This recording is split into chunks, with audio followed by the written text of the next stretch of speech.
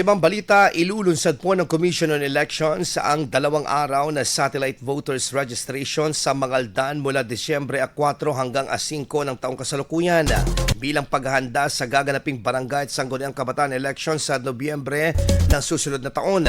Sa anunsyo po ng lokal na pamahalaan, gaganapin ang off-site registration sa Cherished Moment School sa Barangay Bari sa Disyembre 4 at susundan naman ito sa Santo Tomas Catholic School sa Barangay Poblasyon sa Disyembre 5. Bukas ang registration areas mula alas 8 ng umaga hanggang alas 5 ng hapon.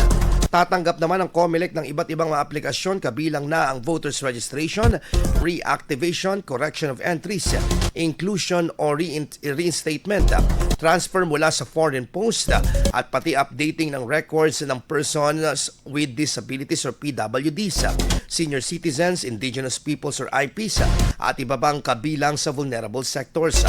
Maaari ring magparehistro ang mga bagong botante 18 taong gulang pataas para sa regular na pagboto at 15 hanggang 17 taong gulang naman para sa mga nais bumoto sa sangguniang kabataan.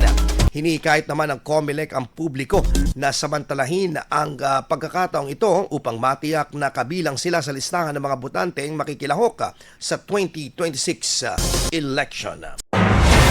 IFM News. IFM News. IFM News.